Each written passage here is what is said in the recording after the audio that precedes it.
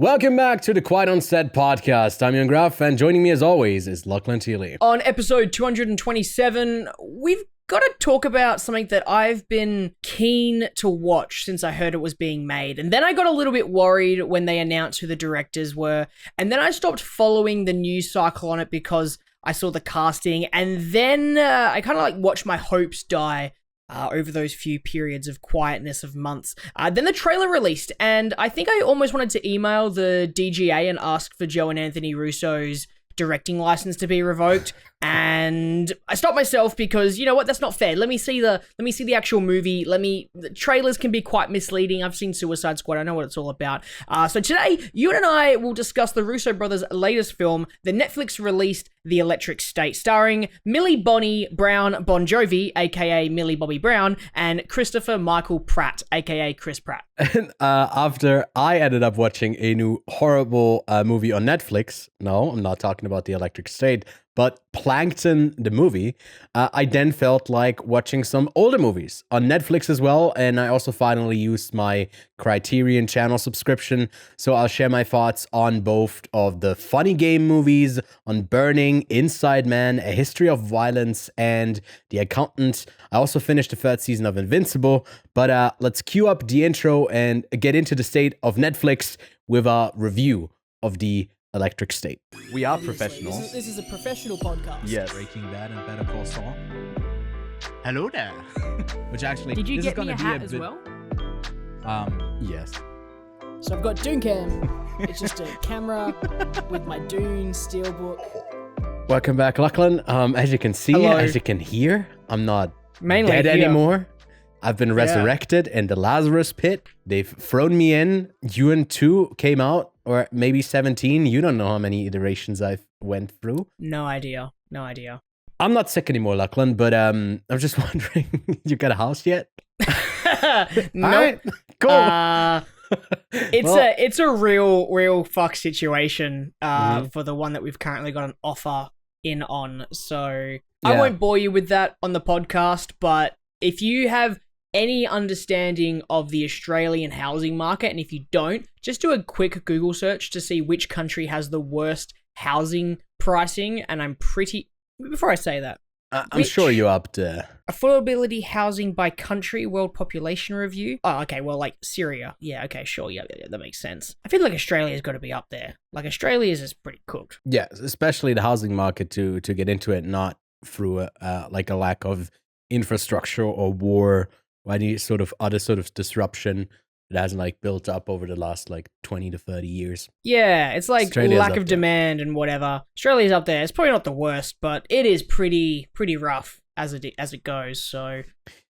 Yeah, I mean, you also had an election. I just saw that on the other side that like Australians just hate politics, like politicians. We also just as had a whole, state all of them. state election as well Yeah. in Western Australia. So yeah, that was another thing. I fucking hate elections. I hate how politics has become such a prominent societal thing, and it's always going to be a societal thing. I get it. Yeah. Like this is a movie podcast. This isn't a society podcast, you know. But like, oh god, I just hate how non-politicized things get. I feel like Australians are just like out of a lot of countries. You are just the most like, no, we just hate all of it. Everything to do with politicians. It's just yucky. Yeah. You don't like it. Yeah, it at doesn't all. matter what side. I don't think Yeah. it's like. I mean, you had the same thing with, I guess, the US election of like, which of the two lesser evils should I nominate in? Like, who should I like nominate in for one reason or another? But there's a bad. Like, there's no perfect party depending on what. I mean, at least we have a democracy here. Some places don't get that. But yeah, it's like, who do you vote in? The lesser of the two evils, like. Well, who would you say is the lesser of the two evils between the Russo brothers, Joe or Anthony? Whichever one of them Has the didn't- cameo? Or it Yeah. doesn't have the cameo in the movie? yeah. I think that's Anthony. Yeah, I was like, I should look up who that is, which of the directors. And then the scene was over, and I was like, cares? I don't care. But let's get into our Yeah. review of The Electric State. Lachlan, could you tell us what this one's about? An orphaned teen hits the road with a mysterious robot to find her long-lost brother. Teaming up with a smuggler and his wisecracking sidekick. That's the Electric State. It just premiered over on Netflix. And, if you had a little bit of a squeeze at the budget for this one, you might be surprised as to, look at the trailer, see maybe who is in the cast, and you see a lot of maybe expensive people overall in there. But you wouldn't have guessed that this movie had cost $320 million, Lachlan, right? Oh, dude. Okay, so all the money went to the cast. Like, who we've got? I mean, in the here? robots. The rigging. It's got to be expensive. Gotta be. Hang on a second here. First of all, let me get through this cast because It's here a we long go. cast. Ready? Mm-hmm. Millie Bobby Brown, Chris Pratt, Stanley Tucci, Woody Harrelson, Giancarlo Esposito, Kei Kwan, Colin Domingo, Anthony Mackie, Brian Cox, Jenny Slate, Jason Alexander. Like, there is a very large cast here and a lot of big names that need pockets to be filled with money to be able to do these roles. And most of that money has definitely gone to everything but the CGI in this film, which, to be a very CG heavy You think film, so? It is a very CG heavy, yeah. I found the CG so horrendous. They to the clearly point didn't that have any money left for the makeup and hair because those wigs looked horrendous. the wigs were fucking The terrible. wigs were the worst thing. But sorry, you were saying. No, you're fine. The CG looks terrible, and the first thing I said when the first thing I did, when I finished watching this was I literally jumped onto my telly and chucked on The Creator, which was made on a, get this, $80 million budget, and the CG looked like it was a $300 million. The story's a bit shit, but the CG looked like it was made for a $300 million budget. Yeah. This film looks like it was made for less than 80 million, less than like $50 million. It was just like production design. Like, there's a decent amount of production design going into the world, behind the scenes, making this sort of this 90s era, kind of still feeling that sort of like 50s Americana vibe still kind of lasting in it as well. Like, you still had a lot of that with the robots, with the 50s Americana vibe, but the actual robots themselves were just like a little bit hard to look at times because they were clearly so out of this world, and not in terms of like unrealistic, but just like lighting, portions, everything just felt a little bit off here and there, and especially when they would interact with humans, it just got a little bit bad. Yeah, I mean, that wasn't something that really like stood out to me or like annoyed me, because I just kind of expected it to not be as great as it was in The Creator. Well, like, that interaction is kind of seamless. It's pretty perfect. And then here I just expected a lot of like the stuff to actually happen off screen, or like someone quickly like jumps in or does stuff. There's a lot of like that Deus Ex Machina sort of saving happening all the time, and like I gotta say the line and then something happens, and a lot of that, I guess, writing that you could expect from the Russo Brothers, which we've grown, I think, that as a cinema going audience more and more tired of in the last couple of years. It's also, something, $320 million. The thing with Netflix is they don't do residuals, if I'm not mistaken. So everything, you get paid upfront with everything. So the wages for specifically the actors are a bit higher than they would be maybe for something that did have the back end of an involvement in a theatrical run. Without a doubt, I think this will like be like up there with Red One and all of the other movies that they've done in recent years that had a huge cast and a big budget, that they'll say it was like the biggest, like, most watched thing on Netflix since they started recording. I wouldn't be surprised if it is that. But if this were out in theaters, do you feel like people would go out to see it, or is it something that like is kind of working for Netflix? It doesn't have an audience that it's aiming for, because it's not so much a kid's film, but it's not so much an adult film. It doesn't really have the key age bracket where it could break even, especially because have you read The Electric State? No, I tried to, but I couldn't get my hands on it other than like a copy that would have arrived late and would have been like $50. I couldn't really find it. I found my copy. Yes, which I saw that one. It looks... So that's just stunning artwork, right? In there. Oh, dude. Like, that's what... Not just that, but like... Okay. I'm just going to go to a random page and see how pretty the artwork is. Oh, it's so good. It's so good. Not only that, but it's a very grim, dark, eerie story narrative that definitely, and easiest way I can probably explain it is it's had its soul of what made the electric state ripped out of it, and it's just the shell of that narrative of the name, the electric state, the characters, Michelle, the visual elements of some of them, because there's a lot of elements that they've taken from the graphic novel and the book, and they've definitely changed quite a bit of it, and they've changed it to make it a little bit more family friendly and make it a little bit more viewable for younger audiences, but that is not the adaptation we should have got. And I think it's a failure to adapt it in a way that keeps it to its original source. And to be fair, like, you can adapt things to make them more child friendly. I haven't read the original Harry Potter novels, but I don't think there's like there's a clear change between 1 and 2 and then the rest of them in terms of like how dark they get versus the first 2 Harry Potter movies. The books themselves are kind of the same throughout the entire series in terms of like tone and everything. So it's not like one is darker than the other. But they made the first 2 quite kid friendly. And you know what? That's fair. And do you know what? Even people will still appreciate those. For those who have read The Electric State, you're going to be so let down by this adaptation. And for those who don't know what they're going into, you're just going to be let down by quite a boring film. And there's I'm struggling lot here to like that piece together what the plot even is, other than like the brother shows up as a robot. Can I explain the problem? Yes. And this is the problem. Where does the emotional weight happen with this the film? the brother? What do you mean? Kind of like, but it's just they're very focused on the sister brother relationship. Although it didn't work for me. That's literally the first scene. Yeah, no, it doesn't work.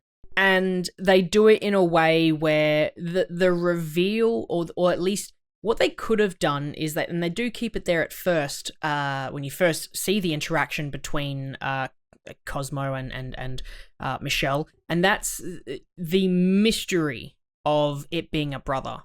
You could have kept that a mystery and made that emotional weight hit harder later on in the film. But that was the keep first Michelle thing. A bit more at arm's length as well, about like her motivation. Because that could have been a bit of a mystery. it's a road trip film, and you've got these 2 characters who are essentially running away together. But all of a sudden, out of nowhere, Michelle trusts this robot like it's her best friend, and it's because it's her brother, and they're connected or whatever. But they set that up very quickly early on in the film. They should have left that to be brought in later, and I think like the best time to have brought that up was when Ke Kwan's character gets revealed, because moments later Cosmo's taken away, and that would have made it really, really emotional to be like, oh, this is my brother. By the way, spoilers for pretty much all of this film, but to be fair, there's not much to spoil, because anything that's set up is almost immediately paid off within like the split second that you learn about it. I was so surprised that they just killed Ke Kwan. I know he's still around in like that robot version of him, but I was like, that seems that guy is just getting, and I know he's getting paid well, I assume, after his like Oscar win. For sure. But they just like stick him in everything. And I think I gotta say, none of it has landed yet. I've seen pretty much everything that he's done since. That particular role was originally for Michelle Yeoh, I believe, and then she couldn't do it for scheduling conflicts, and they got him in place instead. But they deviate a lot from the narrative, and they deviate a lot from, I guess, the core themes that Electric State kind of delves into. And one of those big ones is sort of our reliance on technology. The themes of this film are so surface level, dude, but the they're bad so guy, thin. it's so interesting, like on just not what they actually do in this, but technically to tell a story about like the dependence of complete like disconnection from reality, that sort of thing that they also tried to do with Ready Player One, when the movie adaptation also, not that the book was great, but the book was fun. The movie was kind of shit. And, you know, it's a sort of like struggle that we still have to like represent that virtual reality state, other than to be the other person looking at the people with the funny goggles and then say, ha, reality check, which is literally what Michelle, like Millie Bobby Brown does like in the classroom. and it is very off-putting for her as a character. Because yes, you'd say like, okay, obviously this is not a good thing to be this dependent on stuff, but there's also not really enough shown why she hates it so much. I guess it makes more sense with her brother being gone, but I just found that like whole opening third quite dreadful. It was pretty like boring and bland, and a lot of exposition to give me the world, when the world, from what I've heard from you as well, seems to be the most intriguing thing about the Electric State. Less the characters so. So when it comes to world building in the actual book, there's a lot of really great descriptive words used to read, at least to make you imagine it, but you don't have to imagine it because the pictures work wonders, and you can do that visually, and they tell you the backstory, they don't show you the backstory, which is definitely what a better filmmaker would have done. And throughout the film, you would have got that world. You don't just need to spew world building on the audience at the start of the film for them to understand the world that they're in. They will learn that as they go on. You don't get you get like a lot of world building at the start of Lord of the Rings, but the world building is throughout all three and three other Hobbit films. That is the world building. The journey that they go on is what actually creates that world. There is a problem with the world building in the film, but when it comes to the characters themselves, one, they have no emotional weight to them. There's no yes, the goal that they're trying to do is save Michelle's brother. Yeah. And Chris Pratt's character has no emotional weight to him either. He's this witty, no flaws, gunslinging, he's basically Star-Lord with a wig, who doesn't have any weight to him that makes me want to understand anything about him. I just don't give a fuck about him because he hasn't given me anything to make me go, you're a true human character. He's not. He's just an action star, which annoys me. Not as like Chris Pratt annoys me, but his character just like is nothing. You then have Giancarlo Esposito's character, gunslinging, cool, bounty hunter style, sweet, but why? And like you get like a little bit from him where he's like, I finally met someone less human than a robot. And I was like, that line is fucking wicked. I wish we had more of him, because that was like a little drop of really cool character development. But more importantly, the most boring, useless character, and it's nothing against Stanley Tucci, is the villain. There is no... Yes, he's the villain, but I don't think he's evil. They haven't made me think he's evil. Like, other than, like, killing Cate, like, doing acts, I genuinely don't think the guy is a bad person, just trying to protect his, like, work and his IP, but, like, it genuinely never made me go, I don't like this man. And the one thing they did was they turned a young boy and faked his death and turned him into a huge supercomputer with his brain. That is something that should make anyone go, no, you don't fucking do that to a child. And they had the perfect opportunity to make him an actual evil person, and they could have had some sort of dialogue or back and forth with Ke Kwan's character, who was like against it, and he was like, they could have had something there, but all of the reveals have him outside of those scenes, and he's just the bad guy with no badness, and that really annoys me, because you could have had a really good villain who is trying to progress. You know, he won the war, but like he doesn't have anything that makes him inherently evil. The thing would be that he won the war, he already has the power, but he strives to even more have control over humans by having them be in his like virtual world and basically having them be in there all the time. I think that's kind of his end goal, isn't it? That's pretty evil. For him, yes. Not really. I mean, it's just, like, the thing is, like, there's not that much of a disconnect to maybe a real world where we see a lot of that greed.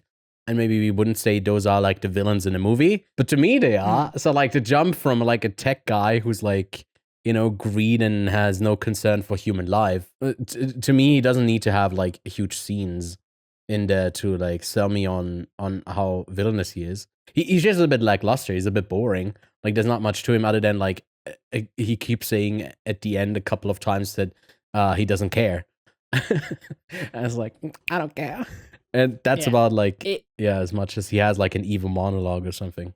You don't really have this because like in the novel, in the book, you've got images of the addictive nature that the neurocasters possess. Like the neurocaster thinks that they're quite addictive, and people will literally die wearing them because they won't take them off, things like that. You don't They have don't explore any of that it. at And all. again, they It's don't like explore that at all. It's they, the lightest they try touch of like to. a homeless guy having it on. So you kind of have the implication of maybe you make the connection of a drug addiction that would correlate to that.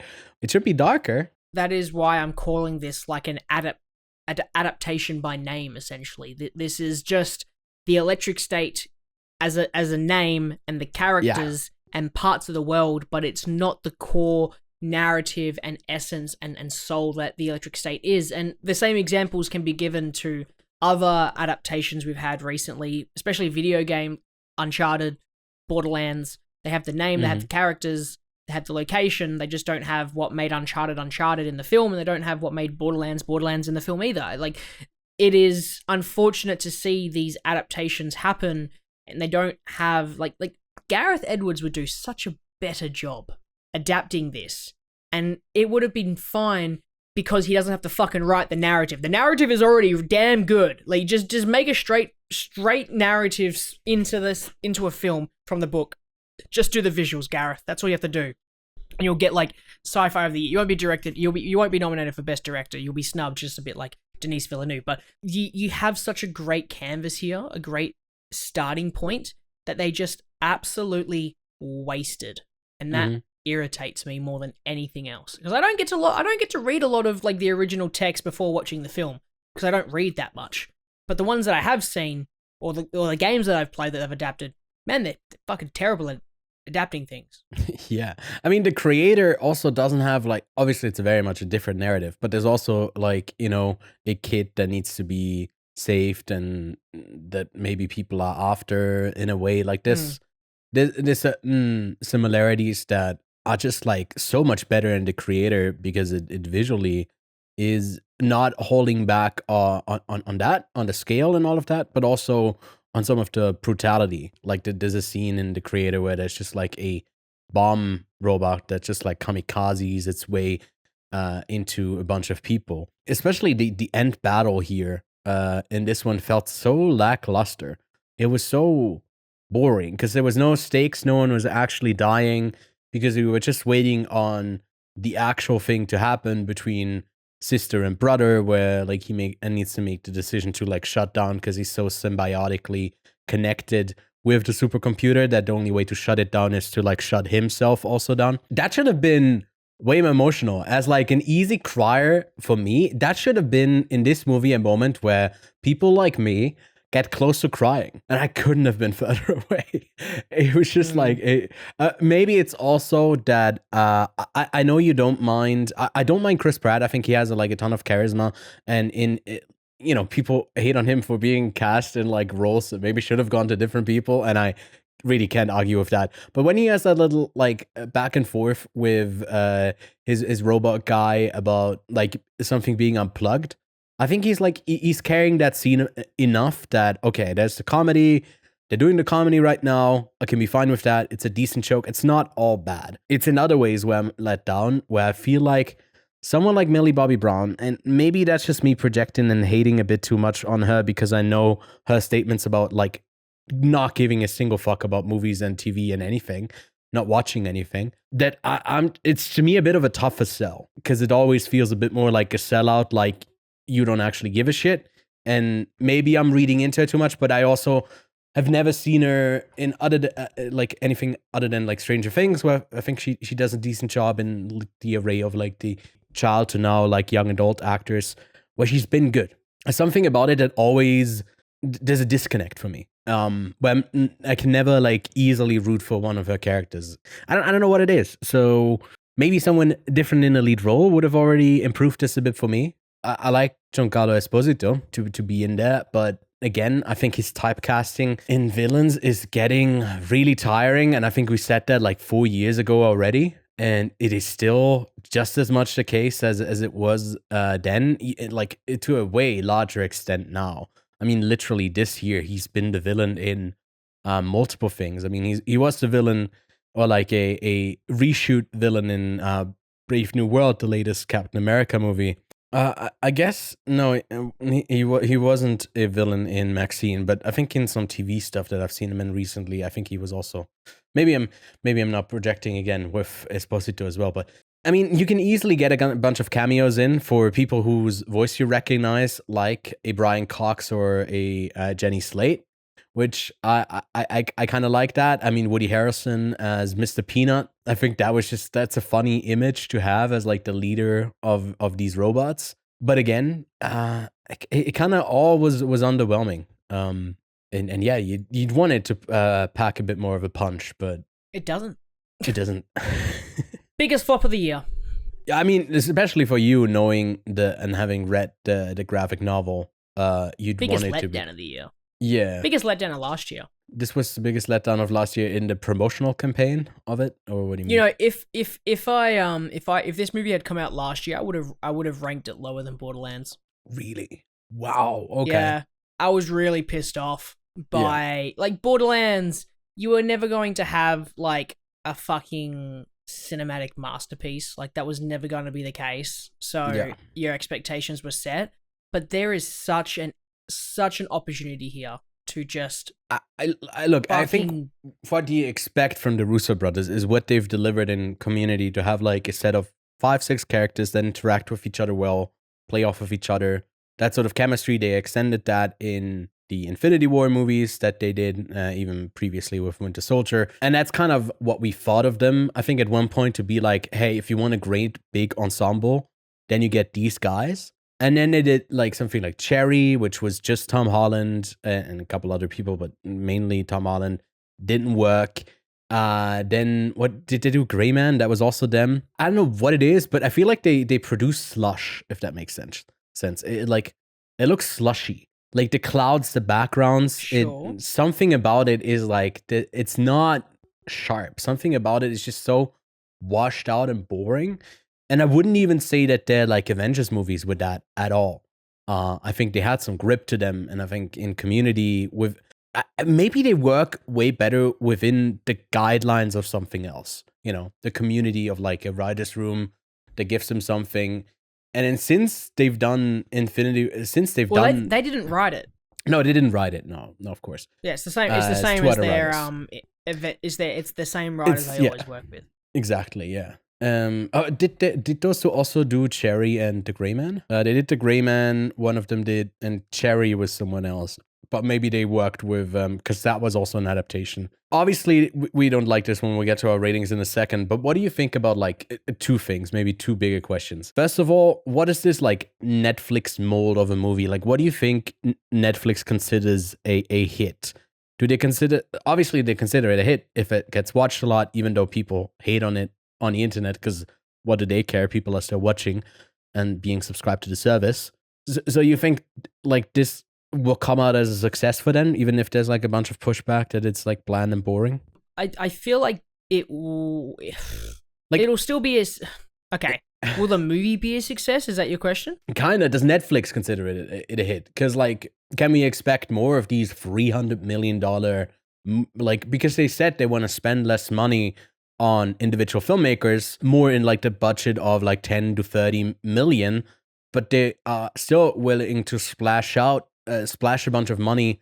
There is like a bunch of stars, big name directors, and an IP that they can be sure that it will like be watched a bunch and it will be like another Netflix hit. So like, is this $320 million project for them, do you think, going to be like a success?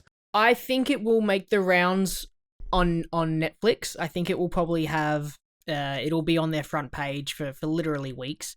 Do I think it's going to be a success? No, I don't. If this was a traditional cinema run, this film would flop. This film is not making $600 million. This is just not the case. It's not releasing at the right time. If it released around, the summer blockbuster time, yeah, possibly, but no, I don't think so. Like, for example, looking at their top 8 movies at the moment. It's like at number 8 is Extraction, 7 Purple Hearts, 6 The Adam Project, The Gray Man, spot number 5, Glass Onion, Bird Box, Don't Look Up, and then Red Notice is their most popular one to date. You know, I feel like it has a decent shot at making it into this top 10 to be like one of the most popular things that they've produced so far. Like as far as like movies go, obviously Squid Game and Wednesday would be way higher up, and even Bridgerton or something like that would be up here. I think we'll just get more of this. I wouldn't be surprised if they consider this like a net good thing, but I don't know. I feel like the budget is just so crazily overblown. It's literally 4 times the amount that the creator cost, right? It's it's odd. My second question is with if we at all care what the Russo Brothers do next with their massively inflated budgets. I mean, they are tapped to direct both Avengers Doomsday and Secret Wars. Do you think when they're back in the MCU mold that maybe mold that they can do a bit better? Or I think they're fine in the not Netflix, Marvel formula. I think they're completely fine. I think that they're probably the best Marvel filmmakers at this stage. I think that they will probably do a great job at it because that their formula works really well for Marvel. But have we grown tired of that? You know, do you think? No. You know, I haven't grown tired of it. It just doesn't. Yeah. It doesn't fucking work for this narrative. Like, it doesn't. It doesn't. But do you think it will work get someone again? Else. If you do the same thing again with the MCU, you know, will that movie be seen like as well regarded as their Captain America movies, as like the two, obviously not as I think Infinity War and Endgame, because but like Winter Soldier, Endgame, well, the bar's and Infinity been taken War so fucking low that they don't have to fuck it up that hard to be good. That's fair. I didn't know that they directed the Narnia movies. Wait, what? No, never mind. No. Okay, so sorry. Written by the guy who wrote for them also wrote the Chronicles of Narnia. Cool. Which is now just I'm being distracted by that because Greta Gerwig. It's crazy. I'm looking forward to whoever she casts and what that movie will look like. But again, that's also for Netflix. Charlie XCX. Yeah, we talked about it last casting. week, but last week was all a blur. Yeah, no, I guess we don't have much else to say. If you've already seen it, then yeah, you sat through it. You're a soldier coming out on the other side. But I can't give it more than like a 3 out of 10. Pretty disappointing. I'm giving it 2 out of 10. Oh, the 1-star rating over on movie. Letterboxd. Damn. Okay. Well, I'll come down with you to like a 1-star for Quiet on Set rating. By the way. Thanks. I'm willing to. But if you were to pair it up with a movie that would be better, if you were to double feature it, maybe start with the double feature pick and then never get around to watching The Electric State. Lachlan, what would you choose? I already said The Creator, I think, is a much better thing to go watch. That was done 2 years ago by Gareth Edwards, stars John David Washington. Yeah. Is fantastic CGI. Yeah, the narrative is it's all over the place, but it's a better movie. If you want to watch an adaptation of a good adaptation, you should just watch Watchmen. There's another shout out to like Watchmen. I feel like that's a great example of adapting the soul of a comic book or a graphic novel and then putting it onto screen. It was done so well. This is just extremely disappointing. Actually, instead of watching this, go out and buy this, because not only and don't buy it off good, Amazon. Buy it from a local bookstore. Buy it from a bookstore. Yeah. Not only is this a good read, but like just put this on your table. Let people, when people come over to your house and see this and they pick it up and they're going to read it, they're going to be like, what is this? I mean, from what you've told me, some of these would be great to just put up as artwork, like as prints on your wall. Let's not get copyright stricken, but I'm going to open up another random page and you're going to see how pretty it is. Let's go. It's a long book as well. I didn't know it was this long. Oh, it's green. So it's like see-through something. But yeah, like it's stunning. Like it just like stops the narrative at some point. You just look at pictures for a bit and you're just like, ugh. And you don't have to be a good reader. It's a lot of pictures. Pictures. I love the ones that have pictures in them. I still haven't finished Mickey 7, by the way. My double feature pick is after Mickey 7 and then Mickey 8, we are making it to District 9. That was a forced transition segue. Neil Blomkamp, I think, is someone who also knows how to like set up a world in a way, way, way better way than the Russos can in The Electric State. I haven't seen Chappie and I haven't seen Elysium. I've only seen Gran Turismo and District 9. But I think District 9 is such a... I feel like at this point, at this stage, it is back to being underrated. I think a lot of people were talking about it a couple of years ago. Like, it held up from 2009. I think it's such a great story about like this, I guess, District 9, where they keep a bunch of aliens that have landed.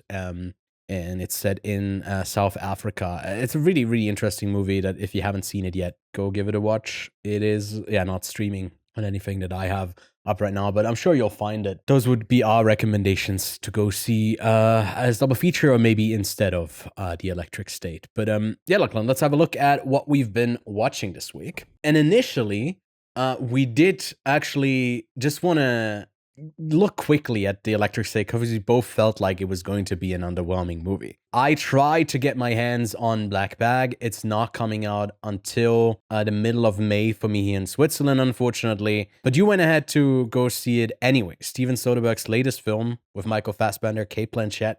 I'm intrigued. The trailers looked really good for this. So what can you tell me about Black Bag? I don't want to spoil too much of it because it's not out for you. Yes, please don't.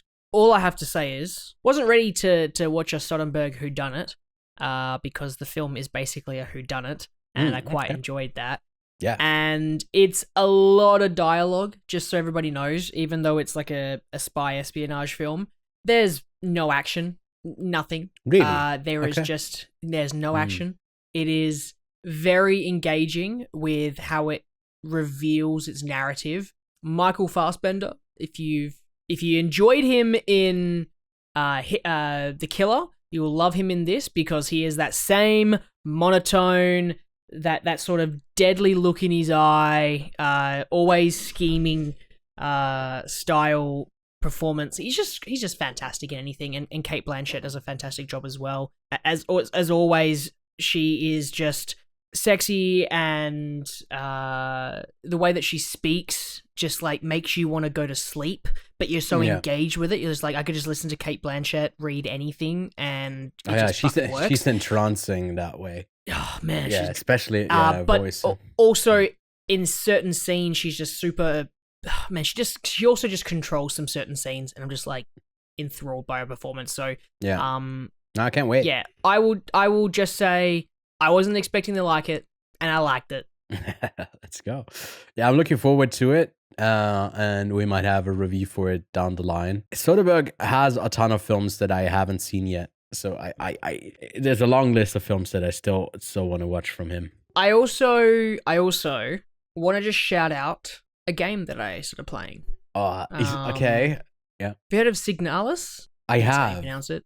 Okay, so it's like a classic survival horror game. It's basically just like a investigative survival horror game in like that sort of traditional, I guess, like Resident Evil style gameplay, kind of like backtracking, finding something, and then linking that. We'll go with that kind of gameplay. It's a very short game, only about 9 hours, and I'm about 3 hours into it, 4 hours into it. All I want to say is this is how engaged I got with the game. So I was just playing it on my Steam Deck. I decided to boot it up because I knew it was gonna run. I then decided, okay, I'll just play, see if I get sucked into the world. And I played the opening, and there's a certain part of the opening that stops, and then the title card plays.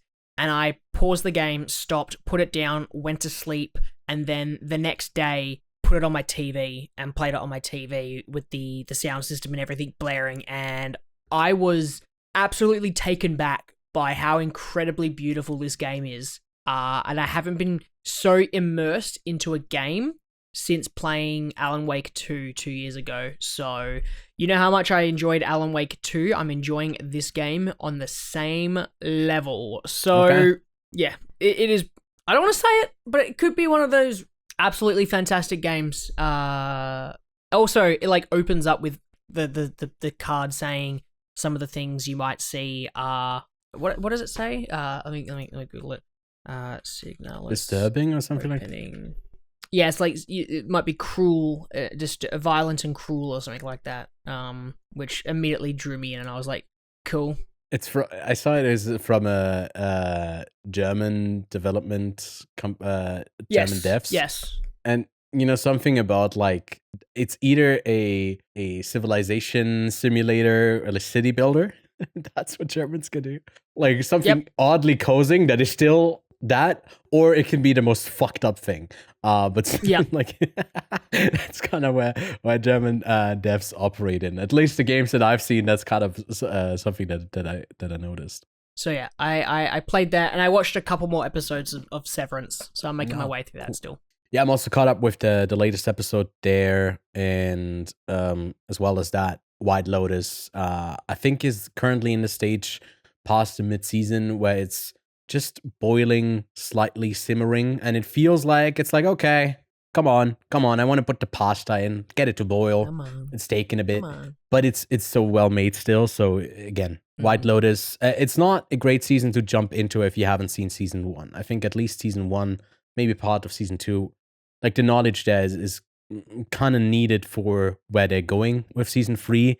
I don't know if I'm the biggest fan of that, because I really like the anthology feel that like basically no characters carried over from season to season, but it's so well made that I can't really be mad about that. I did watch 3 new movies that came out this week that I think are all kind of underwhelming, so I won't waste your time on it other than like saying they're not worth checking out. One of them is called The Parenting.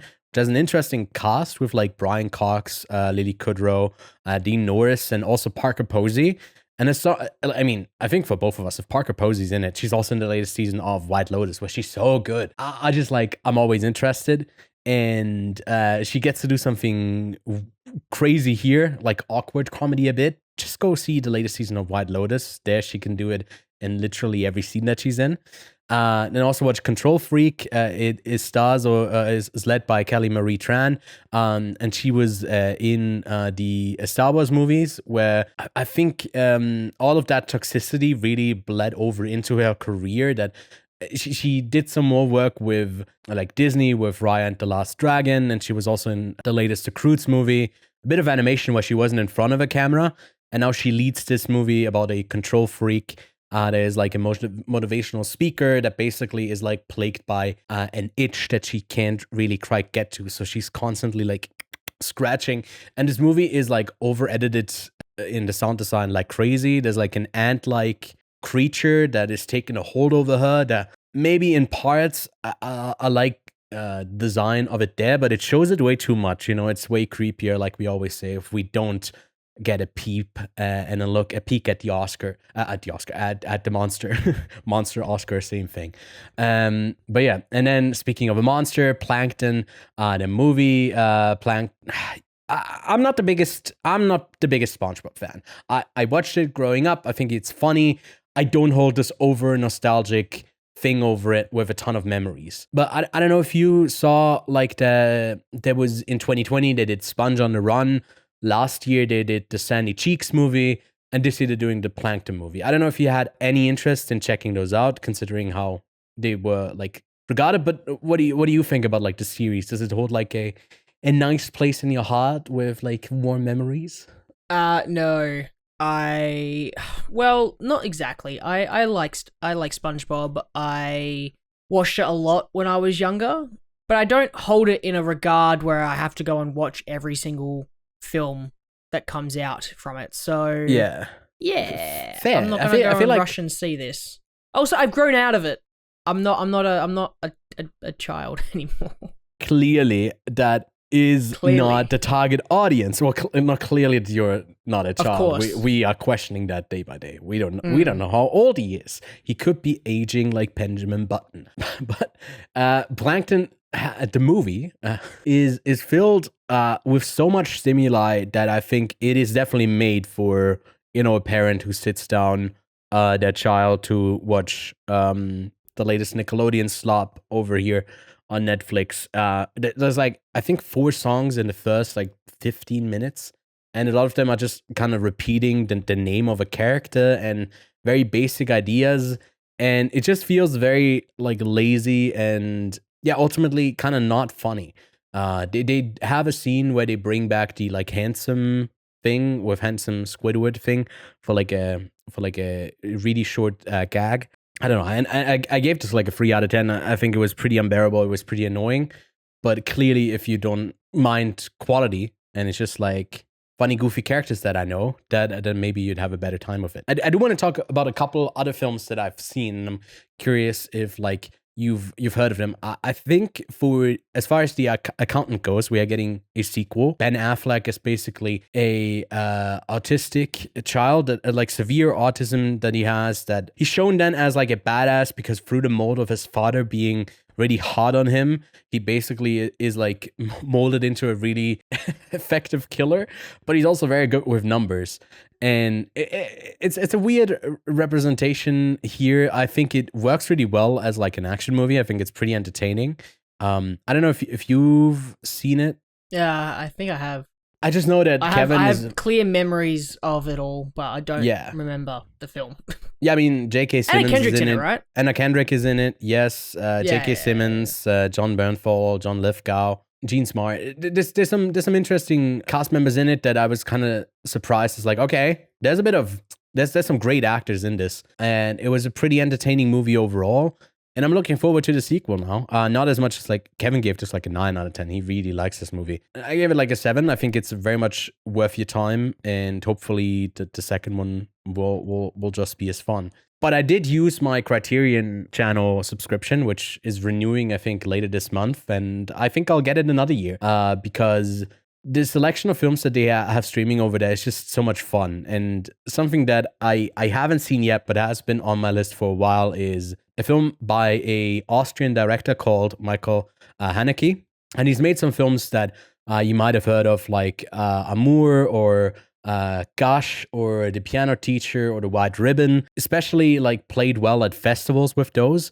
But he's also made a really fucked up horror movie that is basically very meta in its presentation. It's called Funny Games, and it's essentially about, the logline reads, 2 psychotic young men take a mother, father, and son hostage in their vacation cabin and force them to play sadistic games with one another for their own amusement. And the sort of like presentation of the bleakness of these characters already having decided how everything is going to go down without like overindulging the audience in showcasing that violence, actually not showing it, and when showing it, having a clear like, you know, manipulation to it as to why. And I don't want to spoil certain bits of this movie. I was blown. It's not going to be for the faint of heart who like can't stand like long scenes of like dread, but I adored this. I think it's so well made. I gave this a 9 out of 10. This is a special one. I really admire the filmmaking here. And the funny thing is about Funny Games, came out in 1997. Then there was a remake that was being made, an American remake with Naomi Watts, or I guess, you know, American remake, and Tim Roth from 2007. And it's also done by Michael Haneke. Wait, what I was did you going to say, it's not an American remake. When you say it's an American remake, and I was like, no, it's not. It's the same director. It's the same director. He just wanted to reach a bigger audience.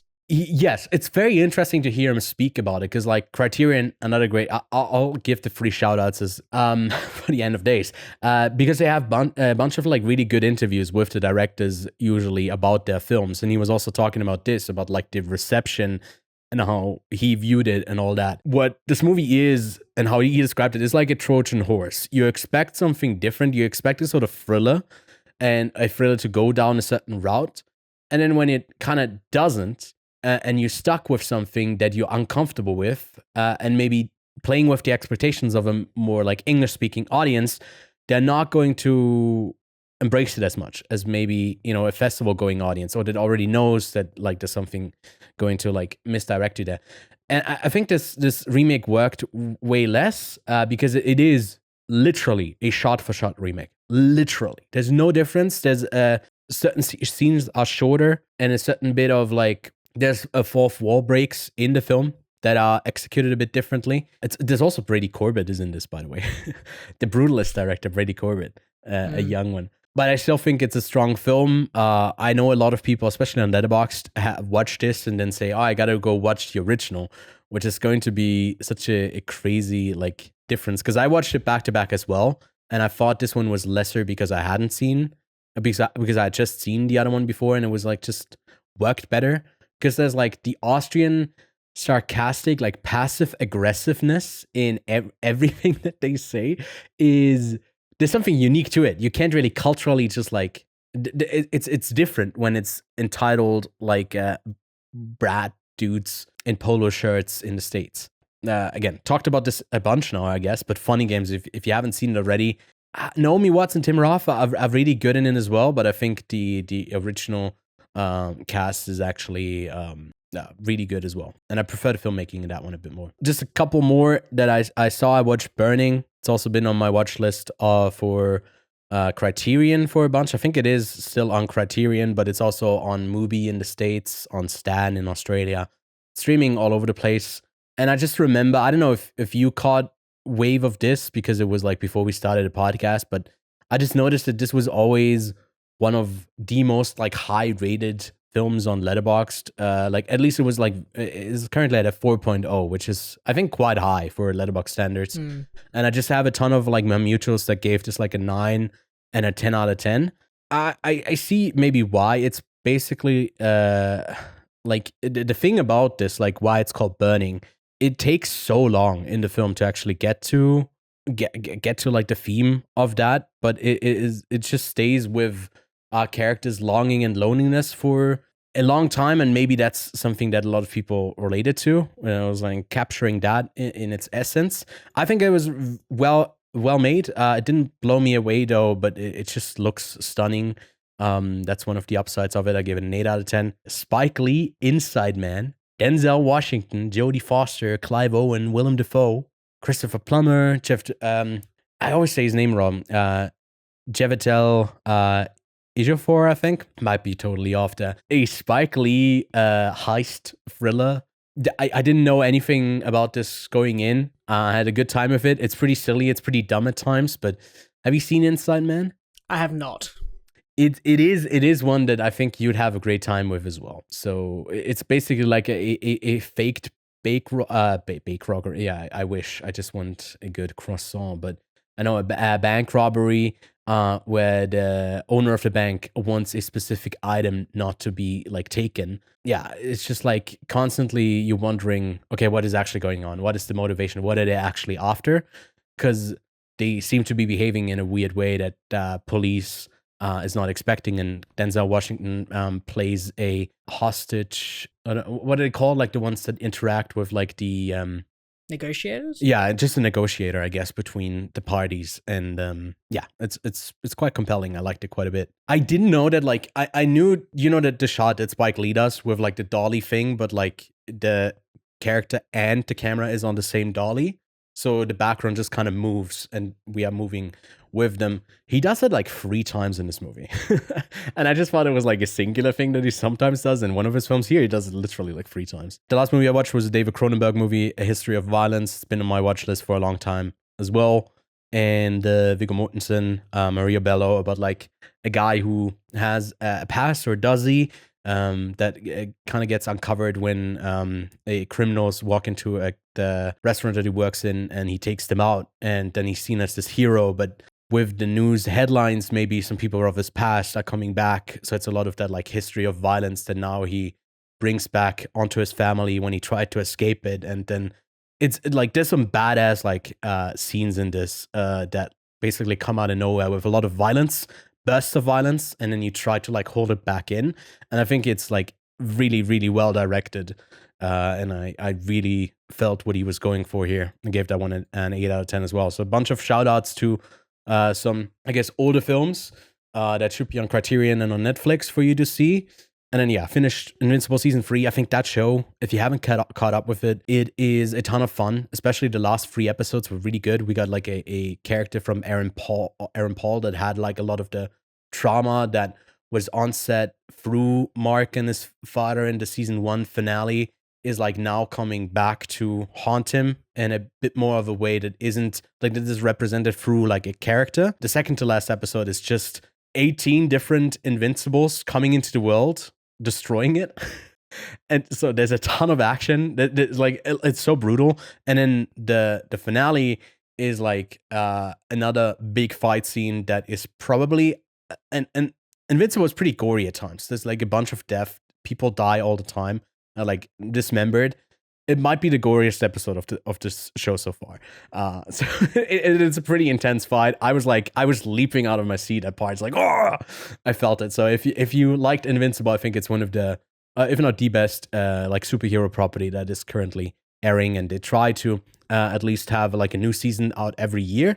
So it's crazy. By early 2026, we probably have the 4th season of Invincible. All right, enough of my yapping. I hope, Lachlan, maybe some of these, I would love to get your thoughts on funny games. Maybe you would hate it. Man. I don't know. I've seen it. Wait, you've seen it? I've seen the English one. I haven't. I watched it. Oh. So I watched it in high school. Oh, okay. No, that makes that makes sense. I did like a little report or essay, whatever the fuck it was called, on the like fourth wall breaks. I think the fourth wall breaks. I think the fourth wall breaks and this one don't. I think they don't really work in the English version. They're so much better in. Oh, dude, nah. I mean, yes, the original 97 is the better of the two, but to be accessible and I like both. Fair, yeah. I think it was also just like not really liked when it came out in the States in 2007. Oh, God, no. No. And I think what was interesting about it as well, what Haneke says, is like he doesn't like how in certain sections of like cinema, of film discussion, it has become sort of another like cult classic for maybe the wrong reasons, right? Similar to like what's happening with Fight Club and like an American Psycho and films like that, but funny games. Go check it out. Even if you don't want to listen to a bunch of Austrian speaking German, I guess the English version will do. You get the approval rating from Lachlan of like 10 years ago. All right, then we do have a couple of like news things that have come out. Again, we're not doing officially doing like a news section, but maybe there's some news stories that are worth discussing. Especially because there was a first like actual trailer for the Lilo and Stitch movie. And I'm always having an eye out for you because I know, I mean, I still have not seen Lilo and Stitch. I know it's, but I think this didn't look terrible for what it's trying to be. I'm just a bit taken aback because it's, I mean, obviously kid actor, and that's going to be tough interacting with nothing there. Going to be a tough sell for me, but what do you think? I'll hold my judgment until I see the film. All right, fair. Are you going to say the same thing about like the Black Mirror season 7 teaser? I actually got a little bit hyped from it, not gonna lie. I actually thought the trailer was pretty good. Yes, I love them going away from more of like the magic and the conjuring and whatever the fuck they were doing, and more back to like tech that is a bit more tangible. I didn't watch the last season. Is that a spoiler? I actually don't know which one was the last season or the last 2 seasons. They're a bit of a blend for me, but I think one of the ones from last season was literally like a Netflix thing. With like AI replacement, putting yourself in there. And then, yeah, I think there were a couple that were just like not that close to any sort of sci-fi thing. I think the thing was for them that they felt like the world is morbid enough that you don't need this, man. You don't need the Black Mirror in front of you. And I was like, do what you are and do the Black Mirror stuff. Don't just like chicken out and do something different. And I think they're going back to it. And obviously there's a sequel to the one that's like the Star Trek USS thing. Callisto? Yeah, exactly. So USS Callisto. And I'm Kristen Milotti. Yeah, that's all I gotta say about that. I'm watching. And then Sadie Sink has been cast in the new Spider-Man movie, which is, I think, pretty fun. I think she's one of the might be the best actress coming out of all of Stranger Things, in my opinion. Yeah, I think she's the most capable of all of them. And we don't know as and who she's yet. not a child anymore, so I can't hate her. I actually don't have a response to that. It's pretty accurate. Had to throw that in there. Sorry. I mean, she could be. People are speculating she could be Mary Jane. She could be Jean Grey. I think either of those would be. Jean Grey. Yeah, because I think they have, maybe they've said something. I read some stuff online, and maybe they've said like they're introducing some X-Men characters through Spider-Man, but I'm not sure. Could be fun. All right. Yeah, looking forward to it. I think like the Spider-Man thing, it's just been it's just fun, and I had really a great time with the Friendly Neighborhood Spider-Man series.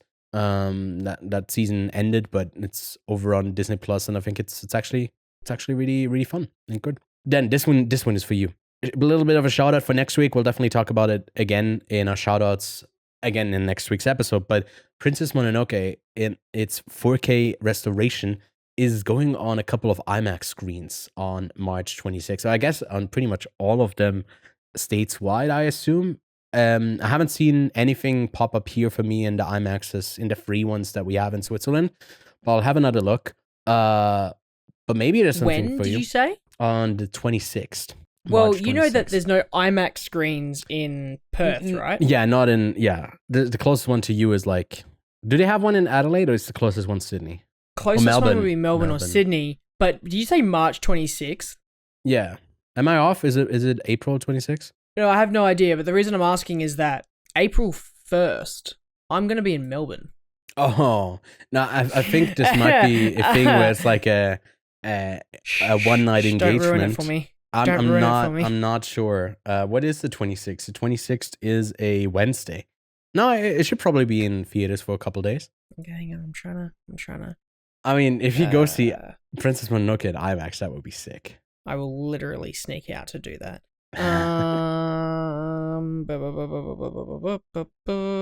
It doesn't have it in the coming up. Oh no. Probably not going to happen then. Thursday, April 3rd. Maybe I'll just have to go see the Minecraft movie. In Because IMAX? that's all that's showing. Oh God, no. No. I mean, you got to get all of those. It's like if you watch it in IMAX, it's like you're watching the movie with like a shader on, or like Optifine. Yeah. You can zoom in a bit more or whatever. I don't. Minecraft joke.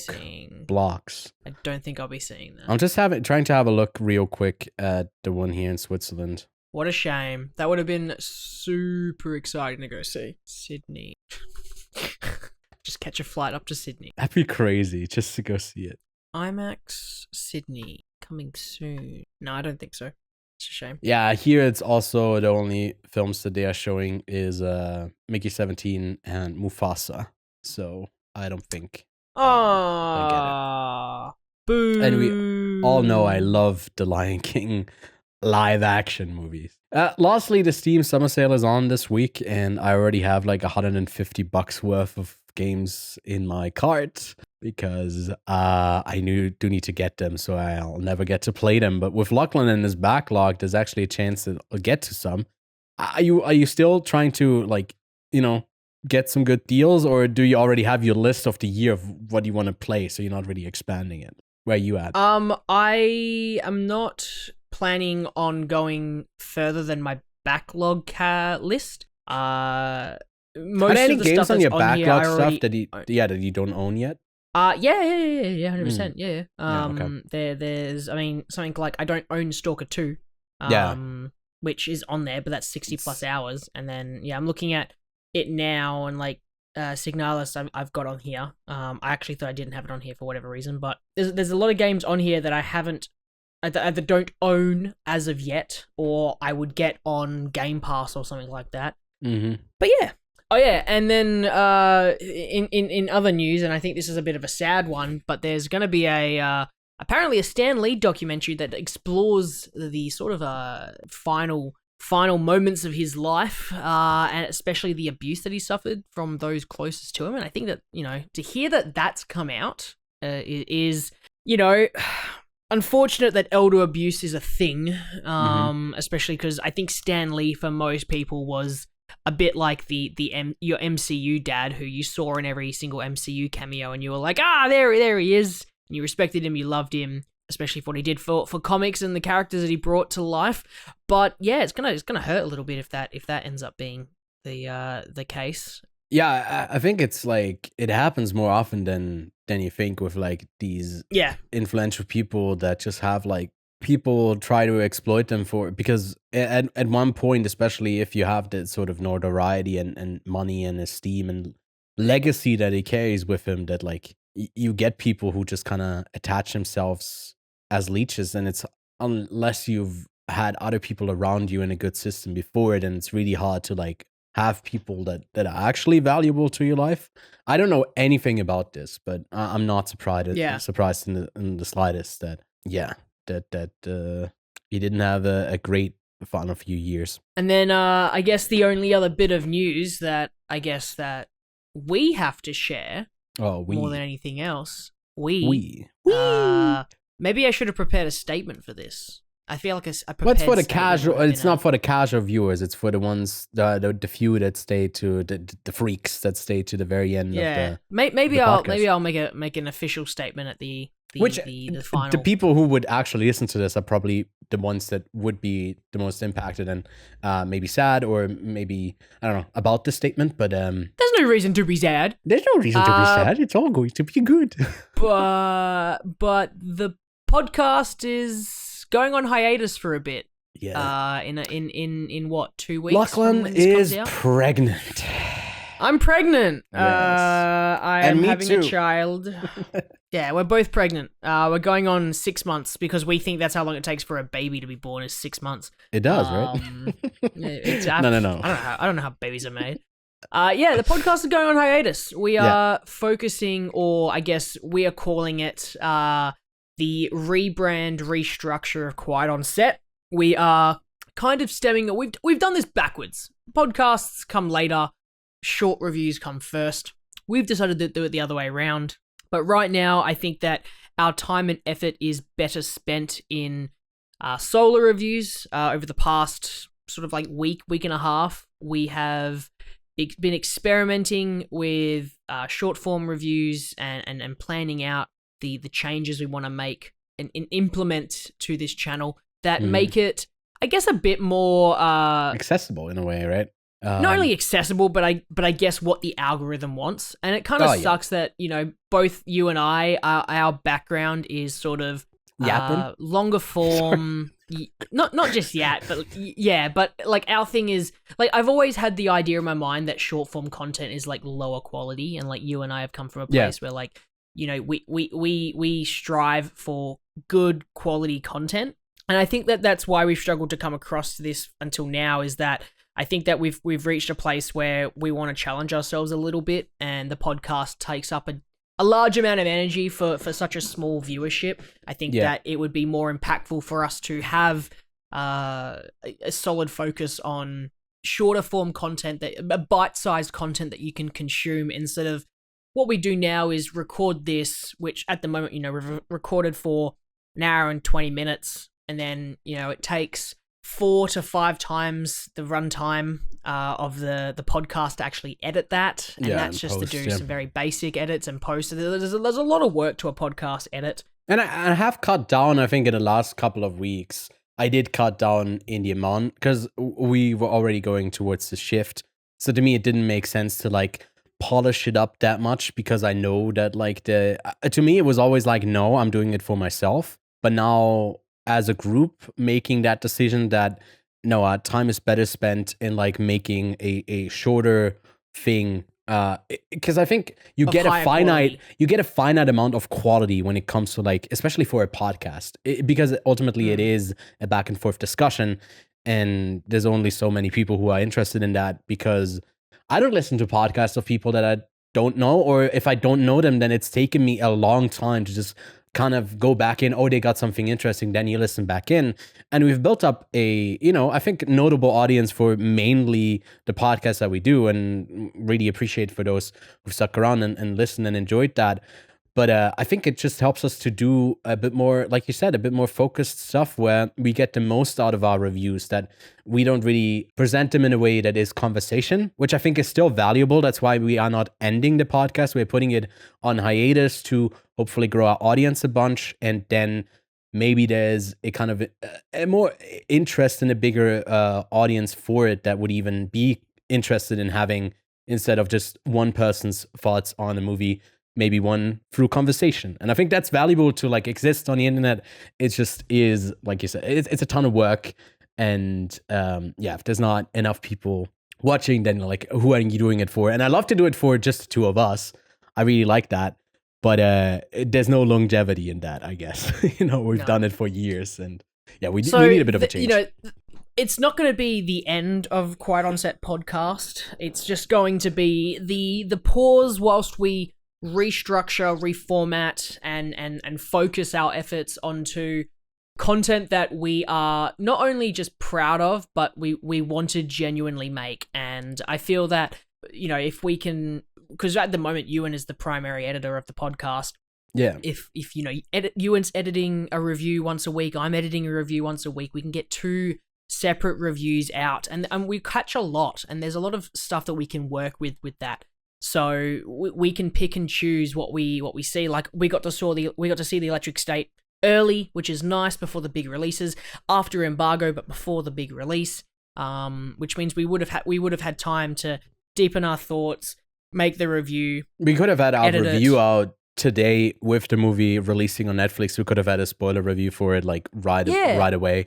And we plan to kind of do that. We've built up those contacts to see these things a little bit earlier so that we can have that sort of, I guess, like structured company style or editorial style reviews. Yeah. Which is literally what everyone else does. They focus on the reviews, and then maybe in an offshoot they have oftentimes I think what I noticed, the podcast is definitely just like there to just say they have a podcast, and oftentimes that's not the main focus. That's why you said we're doing it kind of the wrong way around. Like this week with Black Bag, I don't get to see it. We don't cover it on the podcast as a review. Instead of that, we could have had like a review that you do this week, and that's what you can expect. That like, even if something is just out in the States, then we'll try and get someone like Connor, who has joined us in a couple of times there. If there's something like The Accountant, and Kevin is such a huge fan of it, it does make sense that he reviews The Accountant too. And that just means that maybe for those interested, they don't get our thoughts on literally everything. I will probably produce a bit more myself now with that extra time that I have not editing, but knowing myself, I will just pour more of it into making this the best it can be. And I think it will be the same for you. But it's exciting. I think this is like, change sometimes can be very scary. But this is one of the times where I'm looking very much forward to it. It doesn't feel like something's ending. It feels like we're just like we're finally doing something that I think is to the benefit of everyone. I think it's not going to be something that people are not going to enjoy who have already subscribed to the channel. I would be surprised if like it's not going against the grain that much. No, it's not. Speaking of like change, like I was freaking out, like having a midlife crisis, because I was like, I'm trying to buy a house, so I'm moving out of my parents' place. The podcast is going on hiatus. We've done that for 5 years, and I was also looking at new jobs. So I was like, I'm changing almost everything in my life right now. What the fuck is going on? So I was like freaking out the other day, being like, am I doing too many changes? But no, I think that all of the changes that I'm looking at doing and like we're doing here for the podcast, I think are going to be for the better. We're gonna be in a better place, giving us a better foot. And honestly, just I want to start making high quality content. I want to start making stuff that we're proud of posting, and something that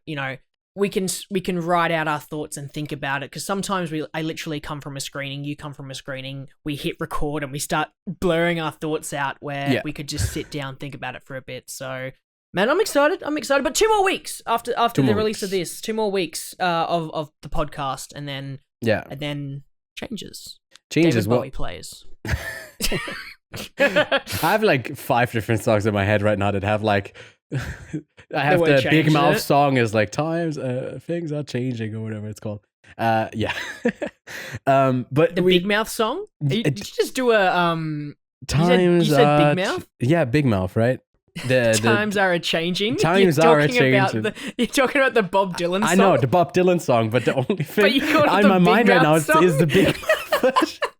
I don't know why, but that's the only thing I can figure. And then a couple other songs, but I'm thinking of I Need a Hero, but the Shrek 2 version. Exactly.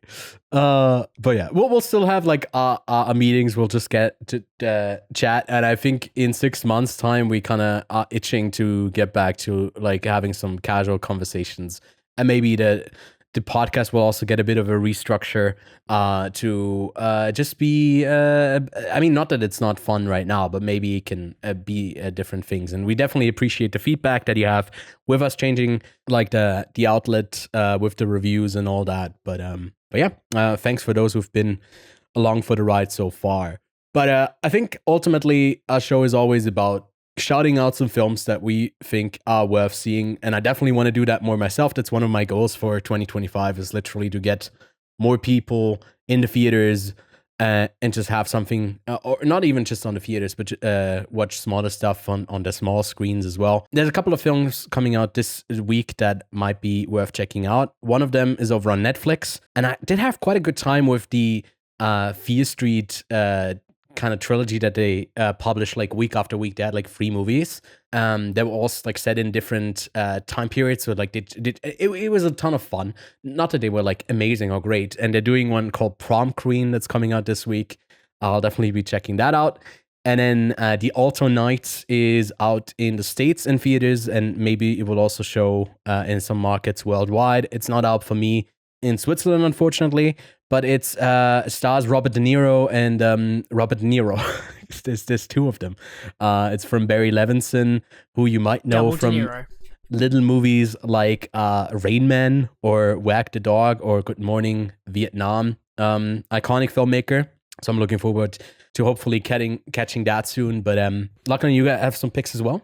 Out in Australia this week, other than if you want to go see Black Bag from Soderbergh, you have probably the best double feature pick. Disney's Snow White is coming out, so we'll see how that lands at the box office, if it lands at all. And then I completely forgot this was coming out, but I saw that it was in the up and coming Locked, the Bill Skarsgård locked in Anthony Hopkins car movie, which is like a Saw but with a car.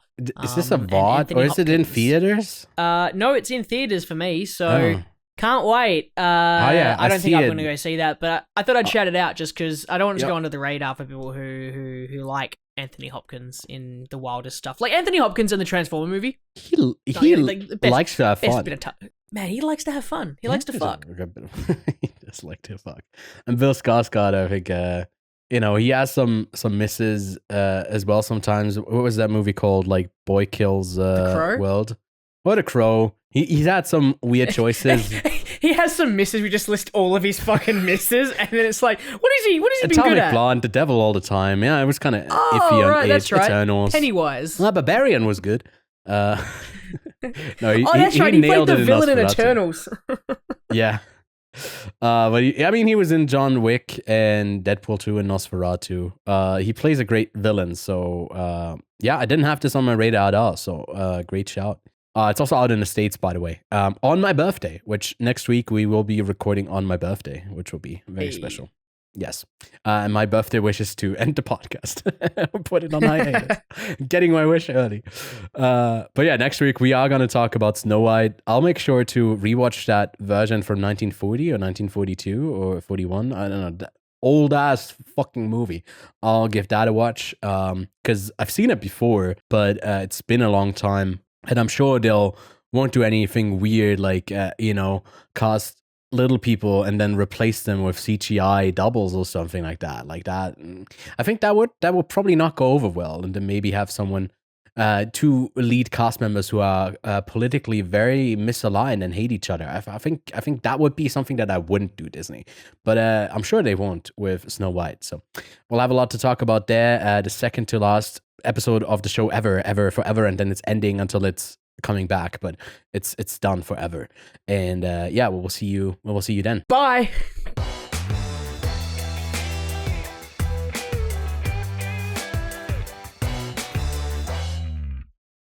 I see why the podcast is ending.